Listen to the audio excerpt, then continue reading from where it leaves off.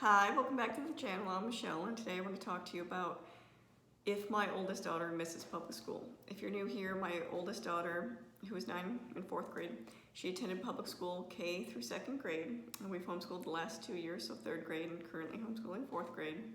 And I thought it'd be helpful to make this video because when we made the decision to move away from public school to homeschooling, we had a lot of concerns and worries. Just, are we essentially going to mess up her education, screw things up for her? And I think this video would be helpful because it was very brought on, the conversation was very brought up by her and her feelings with it. So I'm going to share some of that. So recently we were driving past her old elementary school and she was in the vehicle with me. And she made the comment, "Oh, that's my old school. We used to go there all the time." And I thought this was a great opportunity to bring up a conversation. I said, "Oh, do you ever miss public school?"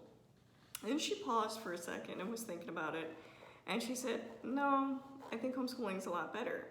And then she paused again and she said, "Well, I guess I miss my friends." And I said, "Oh, so you miss having a bunch of kids around your age to play with?" And she said, "No, I just miss some of the cool people I met and got to play with. We often didn't get to play that much." And I said, "Oh, okay." And then she starts going on to this whole thing about why things are better for her now. She talked about how there were things she didn't miss about public school. She didn't miss that she would often get in trouble for others' actions. And what I mean by that, especially in the younger grades, if the class got too rowdy or somebody did something wrong, they would often have a classroom timeout where the kids would have to put their heads on their desks. And I get that as a teacher, it can be completely overwhelming to have 31 plus kids and they're going crazy and things like that. But my daughter is a very quiet, cautious child and would never be that type of child to cause those incidences. So she was often irritated that she was being punished for things she wasn't a part of. She also said she likes that she doesn't have to wait for other kids to be done. And what she meant by this is in the lower grades, especially in things like language arts and reading, she was probably higher up than her peers. So they didn't really have a lot of work for my daughter to do. She could read all the books they gave her. She didn't have special groups to go to. She was often, honestly, forgot about a lot of the time because she was more than she needed to be. So the teachers were often paying attention to the kids that needed more help. So she was often bored. She was often paired with kids that needed help so she could help them. So she is liking that things are at her pace because she is at different levels. In math, language arts, she excels, but struggles in language arts and reading, she excels, but math, she struggles with. So she can take more time with the subjects she struggles with, but can go much quicker with the subjects that she excels in. So she's really enjoying that pace. She's feeling a lot less anxious going into schoolwork because of that.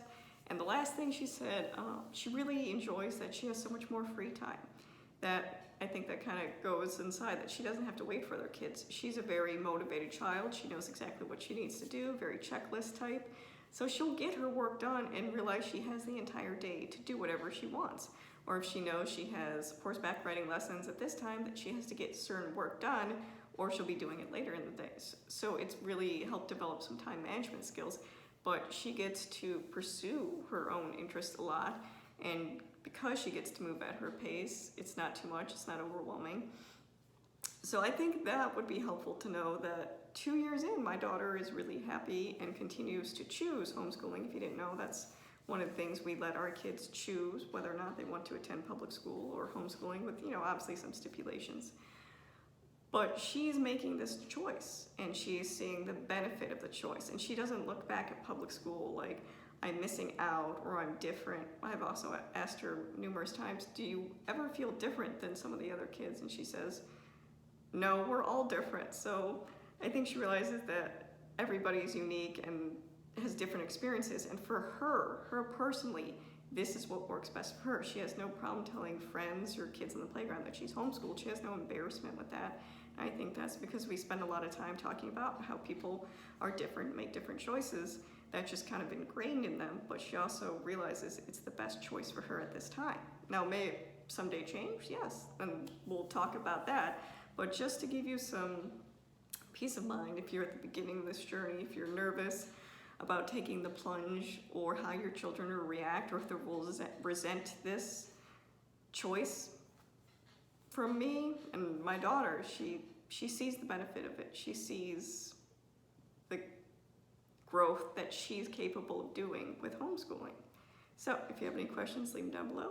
If not, thank you for watching.